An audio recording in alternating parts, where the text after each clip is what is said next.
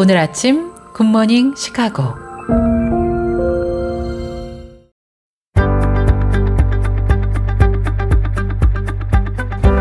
청취자 여러분 안녕하십니까? 11월 4일 화요일 KCBS 굿모닝 시카고 뉴스를 시작합니다.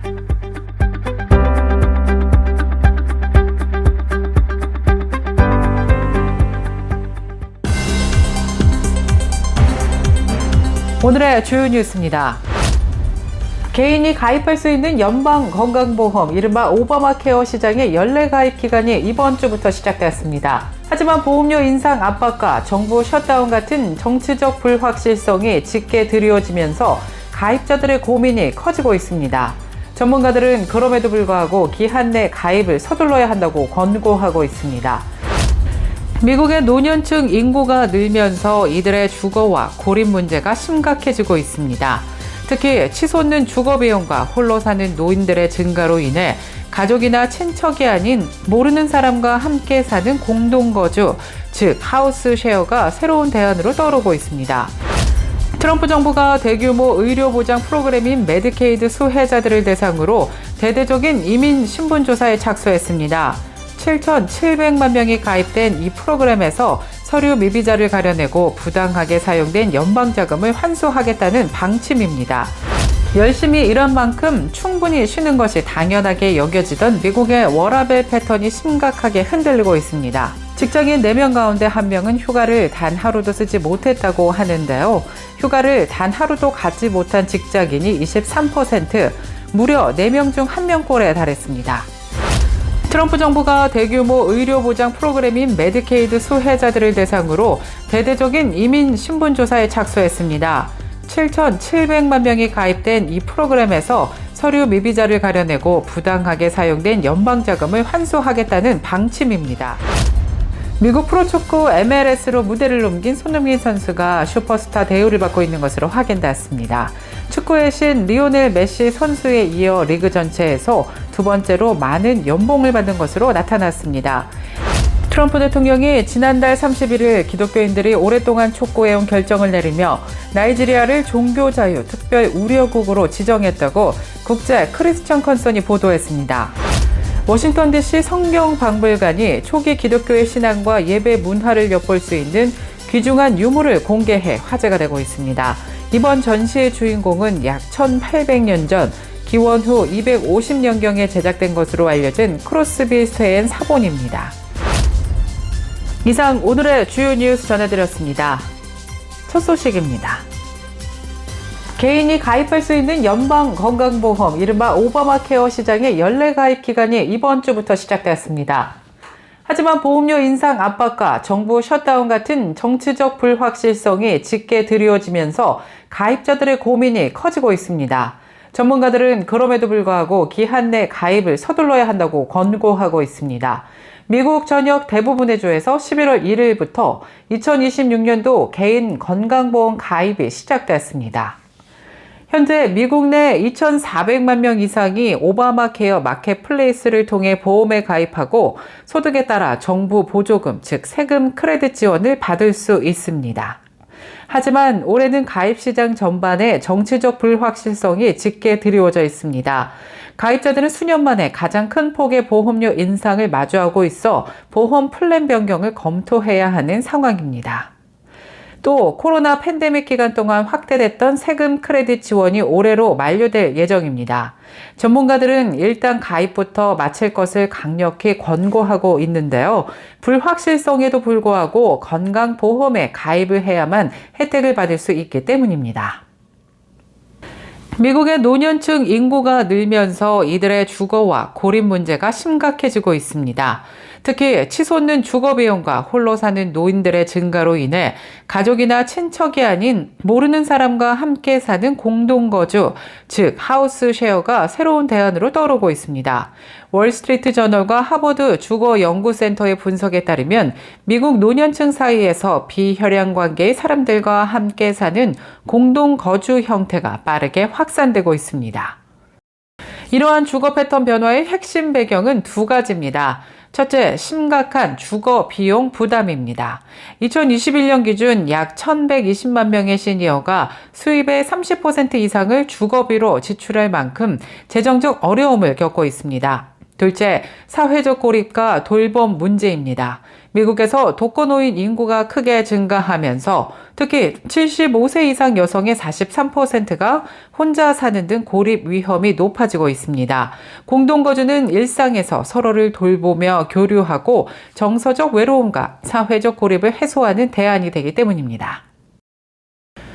트럼프 정부가 대규모 의료보장 프로그램인 메디케이드 수혜자들을 대상으로 대대적인 이민 신분조사에 착수했습니다. 7,700만 명이 가입된 이 프로그램에서 서류 미비자를 가려내고 부당하게 사용된 연방자금을 환수하겠다는 방침입니다. 이미 메디케어 메디케이드 센터의 예비 감사 결과 13억 5천만 달러에 달하는 연방자금이 서류 미비자들에게 부당하게 사용된 것으로 파악됐다고 밝혔는데요. 트럼프 정부는 이 금액에 대해 환수 조치에 나설 것임을 경고했습니다. 1차 조사 대상으로는 오하이오, 콜로라도, 펜실베니아, 텍사스, 유타 등 5개 주에 총 17만 명의 서류 미비자 이름이 전달됐습니다. 행정부는 앞으로 50개 주 전부를 대상으로 해당 조사를 확대해 서류 미비자로 의심되는 외국 태생들을 색출해낼 계획이라고 전했습니다. 연방정부 셧다운으로 저소득층 식료품 보조금 지급이 중단되기 직전 트럼프 대통령이 플로리다 마러라고 리조트에서 위대한 개츠비를 주제로 한 할로윈 파티를 개최한 것에 대해 민주당이 비판했습니다. 지난 2일 USA 투데이에 따르면 트럼프 대통령은 지난달 31일 열린 파티에서 딸 이방카와 티파니, 사위, 제러드 쿠슈너, 마코 루비오 국무부 장관 등을 초대했습니다. 파티의 주제는 영화 위대한 개츠비 사운드 트랙 제목인 작은 파티 한 번 한다고 아무도 죽지 않는다였습니다. 민주당은 트럼프 대통령이 저소득층 4,200만 명이 지원받는 SNAP 중단 직전에 이런 파티를 연 것에 대해 강하게 반발했습니다.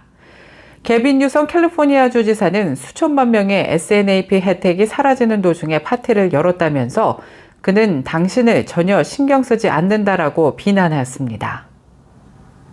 열심히 일한 만큼 충분히 쉬는 것이 당연하게 여겨지던 미국의 워라밸 패턴이 심각하게 흔들리고 있습니다. 직장인 4명 가운데 1명은 휴가를 단 하루도 쓰지 못했다고 하는데요. 휴가를 단 하루도 가지 못한 직장인이 23%, 무려 4명 중 1명 꼴에 달했습니다. 휴가를 갔더라도 충분하지 않았다고 응답한 이들까지 포함하면 3명 중 1명 꼴로 휴식 부족을 호소하고 있습니다. 직장인들이 휴가를 쓰지 못하는 이유로는 첫째, 동료에 대한 부담감 때문으로 조사됐습니다. 응답자의 43%는 회사에 할 일이 많은데 자신이 휴가를 가면 동료들에게 부담을 넘겨야 하므로 눈치가 보인다는 것입니다. 두 번째로는 자리 보존에 대한 불안감으로 조사됐습니다. 응답자의 30%는 수일간 자리를 비우면 자신의 자리가 위태로워질 것으로 두렵다고 응답한 것으로 조사됐습니다. 연방정부 셧다운이 한 달을 넘기면서 미국 전역의 공항에서 항공편 지연과 취소가 잇따르고 있습니다. 셧다운으로 인해 필수 인력인 항공 관제사들이 무급으로 근무하게 되자 병가를 내는 사례가 증가했습니다. 평소에도 심각한 인력난을 겪고 있어 소수의 결근만으로도 공항 운영에 큰 차질이 발생했습니다. 뉴요크 공항에서는 항공기 운항이 3시간 이상 지연됐습니다. 휴스턴, 달러스, 시카고, 샌프란시스코, LA 등 주요 공항에서도 비슷한 혼란이 발생했습니다. 항공편 추적 사이트 플라이트 어웨어에 따르면 미국 내 항공편 4,295편이 지연되고 557편이 취소됐습니다. 항공 관제사 부족으로 안전을 위해 항공 교통량을 줄였다고 연방항공청은 설명했습니다. 현재는 약 1만 3천 명의 항공 관제사들이 무급으로 근무 중입니다. 미국 프로축구 MLS로 무대를 넘긴 손흥민 선수가 슈퍼스타 대우를 받고 있는 것으로 확인됐습니다. 축구의 신 리오넬 메시 선수에 이어 리그 전체에서 두 번째로 많은 연봉을 받는 것으로 나타났습니다.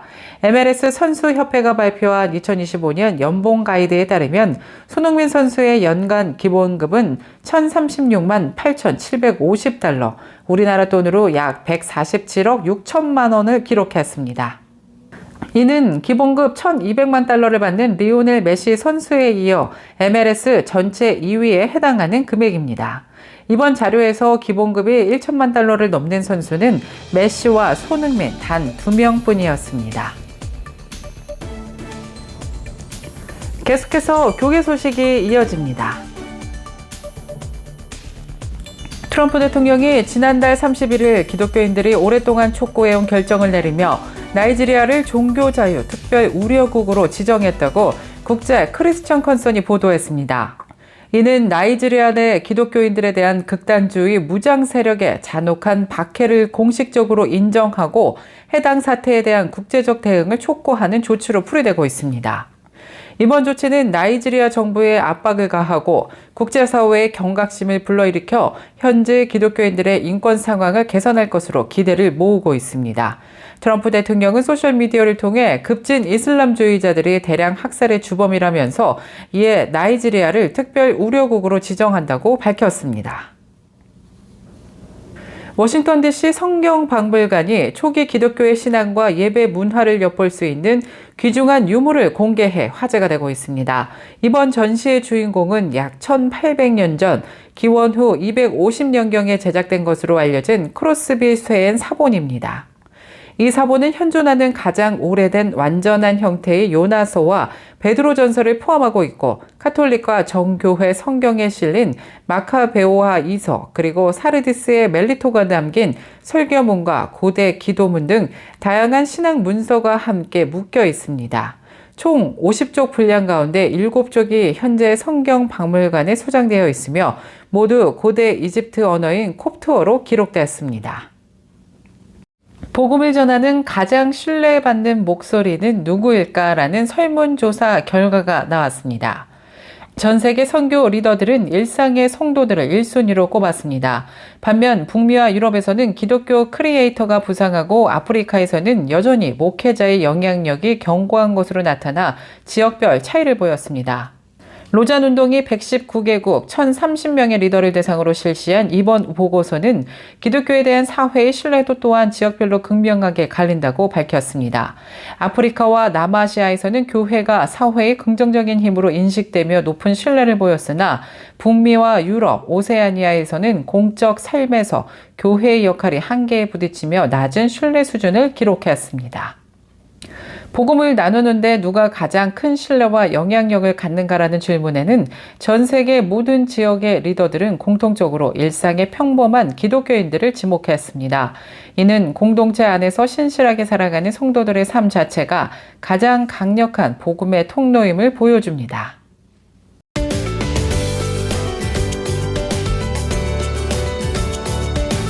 KCBS 날씨 정보입니다. 화요일인 오늘 오전 중에는 구름 끼고 흐린 날씨 보이다가 낮부터는 차차 개면서 맑고 화창한 날씨 예상됩니다.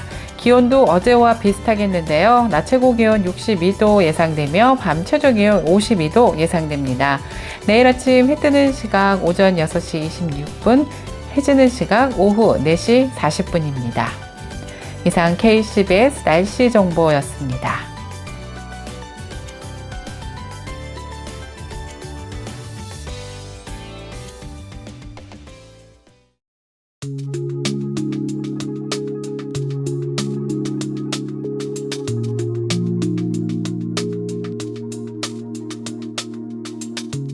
화요일에 전해드린 굿모닝 시카고 뉴스를 마치겠습니다. 지금까지 진행의 아나운서 유정임이었고요. 저는 내일 이 시간에 더욱더 알찬 소식으로 다시 찾아뵙겠습니다. 오늘도 주님의 은혜가 넘치는 행복한 하루 보내시길 바라면서 청취해주신 모든 여러분 고맙습니다.